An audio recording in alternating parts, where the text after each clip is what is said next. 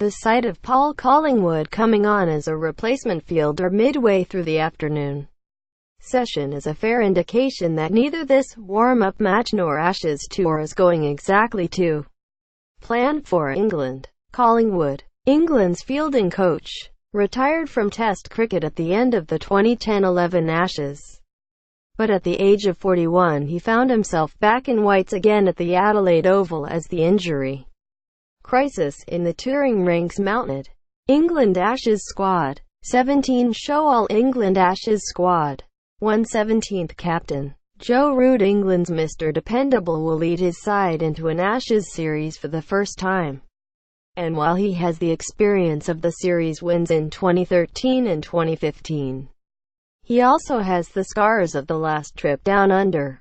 Getty. 2/17th batsman Alistair Cook, the former captain, will be crucial to England's hopes, with the Essex opener needing to find the same resilient form that he displayed in Australia in the 2010-11 series.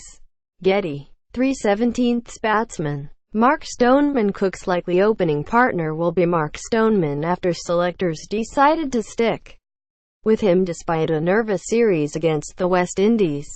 Getty. 4/17th batsman Spinner David Malin. Malin showed glimpses of promise this summer and can also offer an option with the ball, but he is untested on the hard pitches of Australia and could be found out. Getty. 5/17th batsman Gary Ballance. Ballance is handed yet another chance to salvage his England career as the selectors hope he will eventually come good for their unyielding faith. Getty. 6/17th batsman James Vince. Vince is the surprise inclusion in the squad, having done little of note in county cricket since being dropped in 2016.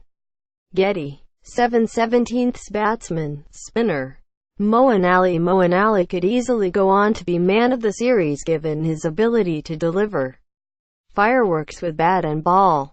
He may disagree, but he is undoubtedly England's frontline spinner. Getty. 8/17th batsman Spinner Mason Crane. Crane is yet to make his full debut, though took a wonderful catch against the West Indies as a substitute fielder and will head to Australia as a backup leg break spinner bowler. Getty. 9/17th wicketkeeper Ben Foakes. Foakes will head to Australia as a deputy for first-choice wicketkeeper Johnny Bairstow. Getty. 10/17th wicketkeeper Johnny Bairstow, another man who will need to produce runs to give England a chance of victory, with his ability in the mid-order giving the tourists a bite throughout the lineup. Getty. 11/17th all-rounder Ben Stokes. Stokes is named in the side despite falling under a huge cloud after his arrest on a late night out in Bristol. His future as vice-captain looks very much in doubt. Getty. 12/17th all-rounder Chris Woakes. Woakes will provide rest for the frontline bowlers and will also prove handy with the bat. Getty. 13/17th bowler Stuart Broad. Broad has long set his sights on this Ashes tour as he hopes to make up for the 2013-14 humiliation, and his opening partnership with James Anderson will set the tone for how England will cope out in Australia. Getty. 14/17th bowler James Anderson. England's leading Test wicket-taker will be wrapped in cotton wool until the first Test, though he will have to deliver the goods in a country where swing can be hard to find. Getty. 15/17th bowler Jake Ball. Ball could prove to be England's joke in the pack given his extra pace and bounce. Think Chris Tremlett a la 2010-11. It's just a case of keeping him fit. Getty. 16/17th bowler Craig Overton, the third uncapped member of the squad. Overton has been rewarded for a solid season with Somerset. Getty. 17/17th bowler Tom Curran, called up by England to replace Stephen Finn, who had previously been called up due to Ben Stokes' uncertainty.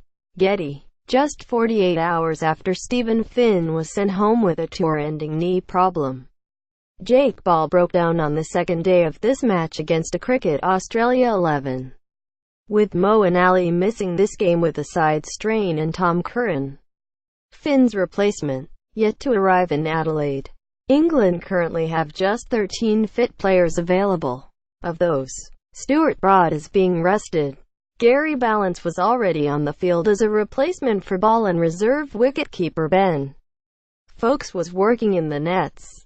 So, when James Vince came off for an over midway through the middle session of this day-night contest, Collingwood came on and was stationed himself at mid-on. He may have only been on for an over, but Collingwood, still playing for Durham in the county championship, did have one chance to run out the CA's captain Tim Payne. He missed. That should not really have been a surprise, given this tour got off on the wrong foot even before England had boarded the plane, with Test vice-captain Ben Stokes' late-night contretemps in Bristol at the end of the summer and the ongoing police investigation that followed making him unavailable for now.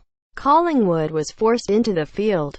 Getty. The players that are here in Australia have a job to do to get ready for the first test in Brisbane in a fortnight's time. Whether Ball will be available or not remains to be seen. England diagnosing him with a sprained right ankle after it buckled in his delivery stride shortly before lunch. The 26-year-old will be reassessed overnight, with a scan inevitable. What is quite clear is that Ball, who dismissed Ryan Gibson in his third over on the second day of this day-night match, was winning the race to be England's fourth-seamer for the first test. He had already outperformed Craig Overton, his rival for that final place, in England's opening tour match in Perth last weekend. Ball's injury is another blow to the tourists, with the first test only a fortnight away. Getty. He continued that encouraging form here as he bowled with pace and accuracy during a spell that saw him conceded just 5 runs from the 3-4 overs he bowled before injury struck. The Nottinghamshire bowler will now almost certainly have to prove his fitness ahead of Brisbane by playing in the final warm-up match against the same opposition in Townsville next week.